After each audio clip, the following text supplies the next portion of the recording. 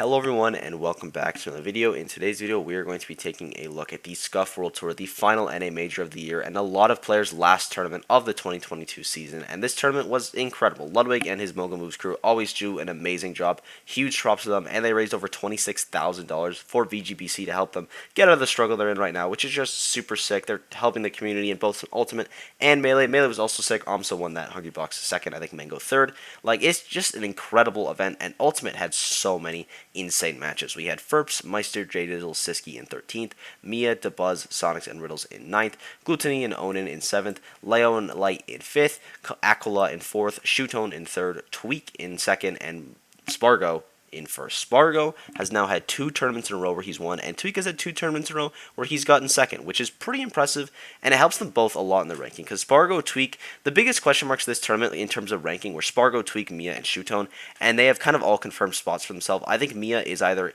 He's like in that 10 to 13 spot for me. It's like hard to put him right now because he has a lot of pretty good wins in tournament, but he doesn't have as many like top 10 wins. Like a lot of his wins like don't have the like insane accolades. Like he'll win a major, but the best win he gets is like maybe like on a PGR like level 20 player and doesn't have as many of those top wins. So I think that hurts Mia a little. And then Shootone, Tweak, Spargo are all now like 100% top 10. I think a lot of people's mind they were. I think maybe the biggest question mark was Tweak because of like some inconsistencies early on, but they're all top 10 now. And Spargo is third for me at least, and he might be able to go to second, but that's basically only if Aquila gets like last at the Japanese Invitational next weekend, like he doesn't win a single set.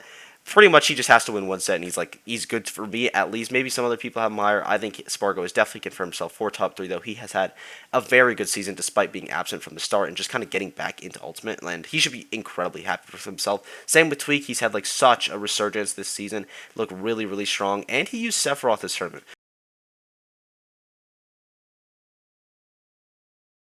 But for this tournament, it paid off in dividends. Helping him get that win over Light is super big because Light was being kind of a block for Tweak recently, and he did get that win, and he also beat Leo, which is insane. He beat Leo with Diddy, but that is crazy. Tweak has now, I think he's up 2-0 on Leo this season because I think they've only played twice, which is obscene. Like, that's a very, very good record to have. Tweak is obviously incredible, and Leo gets 5th this tournament. That's a pretty bad placement for him. He is still number 1 in the world, I think, in the season because he's still just incredible. But this isn't a great placement. He lost to Leo, or he lost to Tweak and Shootone, who he's never beaten, by the way. I think he's down 0-3 at Shootone, but I'm also pretty sure that the times Shootone beat him were at, like, the Prime Saga, like, pre-events? I could be wrong in that, but that feels right. It was definitely, like, around Prime Saga era, though. But Shootone has never lost Leo. I think he's up, again, 0-3, or 3-0, rather, which is pretty impressive. Shootone had an absolutely amazing showing this tournament. He played incredible. I thought he was going to get 9th as well, just because I thought DeBuzz had it, but DeBuzz got kind of whopped by Shootone. And the matchup was also, it was Aegis and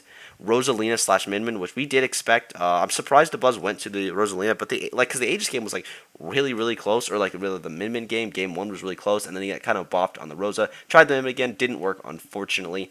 And I think this does knock DeBuzz out of top 10. I think a lot of people, like he wasn't top 10 for a lot of people. I think he was more in that 15 to 11 range, and now it's like kind of just like confirmed. He still had a pretty decent season, all things considered. Like he got 2nd at Smash Factory. He had some other good performances as well, and it's just like, it sucks that he, at the Invitationals, those like really small, highly condensed brackets, it feels like DeBuzz can never quite breach in that top 8. I'm sure he will eventually at like a Summit style event, but didn't happen at this one. He still had a good performance though. Did get a win on Meister, which is always nice because he kind of bumps Meister, but Meister's also just like a very high PGR win to get. And then Shootone also beat Gluttony 3-0, Leo 3-0. Like he 3-0 these people. Got a run back on Aquila, which is super impressive. Getting an Aquila win is always good. And then he did lose to Tweak, but like Shootone, super impressive showing from him. He looked unreal this tournament.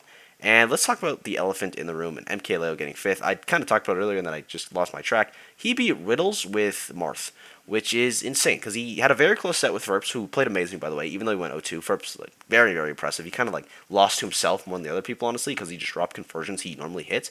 But Leo was down 0-2 against Riddles, and he switched to the Marth. Feels like as a mulligan. He's like, whatever, I'm losing, I'm going to have some fun. And he won. Very impressively. Like, the games were, like, kind of close, but Leo was, like, would hit him once, and it would be over. Like, his advantage state with Marth was literally the best I've ever seen in the world. That stuff was crazy. Marth is not good. Don't get it twisted. Marth still sucks. Leo is just really, really good. Like, normal people ain't going to be doing that things with Marth. That was crazy. But we did see a little bit of the benefits from Marth, I will say. Like, he got some fairly early kills from side B. His up B game was, like, really strong as well, because Marth tipper up B massive. That's, like, the one hitbox where, like, the tipper is, like, really, really good for Marth, like, all the time. Which is, hey, always nice, I guess. Marth lovers, someone in the comments wanted to see the Leo Marth. You got it. He played very well. He did lose to Shootone with Marth, I'm pretty sure. But he's still, like, it's nice to see it as well. Like, 5th place for Leo. Not great, but it's 5th place. He still has the number 1 for the season. He's going to be fine. Same thing with Light as well. I think he is now 4th probably, but he still had a very good season, only losing to Aklo and Tweak this tournament. He beat Onin, which is a nice run back for him because I think he lost to Onin at Ludwig Invitational, and then he beat Sonics as well, who's also an incredible player, probably top 10. Like, Light had a pretty rough end to the season, but, like, his rough placements were, like, 13th at Ludwig's, which isn't that bad, and then 4th and 5th at these tournaments and main stage, respectively. Like, he's absolutely fine. Definitely top 5. Light is incredible, but now Tweak is going to be at that, like, he's aiming for that number 1 at NA Throne, and honestly, number 1 in the world. Tweak is looking so strong, and it's interesting to see if Light will pick up a secondary. Sorry, I just had the most massive sneeze in my life. At 2,000 subs, we'll share the sneeze. But I had Light is still having a good season. It's going to be interesting to see if he picks up a secondary for Steve, because it's clear he can beat Steve, right? He beats Odin, but he also loses to Akla. So I don't know if that's like it's one of those things where Light can always win a matchup, but he just doesn't have to. Like, he is forcing these really hard matchups that he could just pick a secondary for. So it's going to be interesting to see if he actually does that. Now, let's talk about SPARGO. We haven't really talked about his run at all, besides, like, that he won. He beat Tweak twice, Aquila, Mia, and Siski. That is an insane run. A very good bracket for him as well. I feel like Mia and Aquila honestly did, like, way better than I thought they would, because SPARGO is very, very good against both Game & Watch and Steve, and he's also, Cloud is very good against Game & Watch and Steve. Like, he is so good at those matchups as well. They made it very, very close, though. Huge shouts to Mia and Akla. They played incredible this tournament.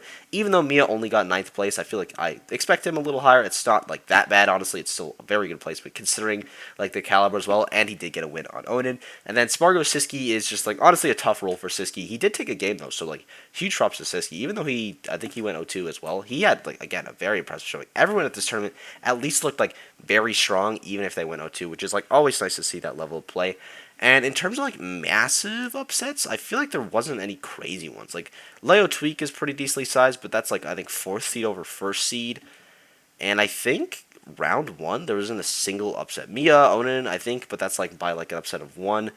And it's like this tournament kind of, like, went as expected up until, of course, Leo getting 5th and Light getting... Actually, Light was seeded for 5th. So it's basically just, like, Leo getting his placement and Shootone getting his placement are kind of the most insane things of the tournament. Like, Shootone, he's 100% the player of the tournament. He just had such an insane run. He looked incredibly strong, just super happy with him. Again, definitely in that top 10 spot. And he used Olimar pretty decent amount this tournament as well, which is, hey, the buzz. He beat Leo with Olimar.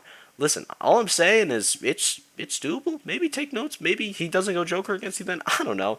And Leo also tweeted that I think Riddles tweeted that Leo said he would go Joker, but I know not to believe that telephone at that point. He said he'd go Joker at, like, Summit as well, and then where's the Joker? Like, it's only against the Buzz. Maybe it actually comes out for 2023. That's the year of the Joker. That'd be kind of hype, but I wouldn't get your hopes up too high. And yeah, I think that's everything I want to cover. Thank you guys for watching. I hope you enjoyed. If there's any players that you want me to go more in depth on, please let me know. I think we covered anyone, at least to a little extent. Like, we didn't spend a ton of time on Sonics and Riddles, for example. They had great runs, by the way, even though they got 9th. Do you know what? Instead of not just talking about Sonics and Riddles, we're just going to mention them really quickly right here. Sonics had an incredible showing. He got a win on J-Dizzle, who was very strong, by the way. I feel like Australia talent doesn't get shown enough. Like, he's just really good. I hope more Australian players can travel to, like, have more experience, like, against these, like, traditional top players. Because Australia is very good, but Sonics is on a different level. And then also, he probably should have beat Light. Like, those first 2 games, he looked incredible. He did get reverse 3-0'd, but, like, he was cooking in those first 3. It was actually insane. Like, he hit some of the craziest combos I've ever seen, and I really hope we can see more of that Sonics, honestly. Like, that is like top 5 Sonics. He has that in him. He has that dog in him. Same thing with Riddles, honestly. Even though he did lose to Onin, which is a big demon of his, he still came close to Leo. He did have a chance against Onin, but I feel like a lot of the time Riddles just kind of, like, loses to himself in a way. Like, he just can't hit the combos, or, like, he just gets walled out neutral for so long. And the walling out neutral isn't really his fault. That's Kazuya. But when he gets those conversions, sometimes he makes it for, like, the most. Like, in his set versus Gluttony, he exploded Gluttony every time he hit him. But in his, like, those last games versus Leo and in those games versus Onin, I feel like a lot of time he wasn't able to get those combos combos that were killing. So that's a huge thing for Riddles. I think him and Songs both do finish top 10. They are absolutely insane players. Just wanted to mention them because I don't know why I'd point it out and then not go back. So yeah, back to whatever I was saying. I hope you guys enjoy. But we don't have an infinite time on our hands. The 2022 season is pretty much done. We do have like more mix-up in Japan, but the only real mix-up there is again Aquila. I don't know if Shutone is at that invitational, but if he is, if Shutone, T, Aquila, they're the only ones, at least for the top 10, that the placements really matter. Proto as well. So it's going to be interesting for sure. But yeah, thank you guys for watching. I hope you enjoyed. Sets to watch this tournament. Literally watch all of them. They are incredible, but Tweak Leo is probably my favorite because God, Tweak is just so clean and Leo's so good.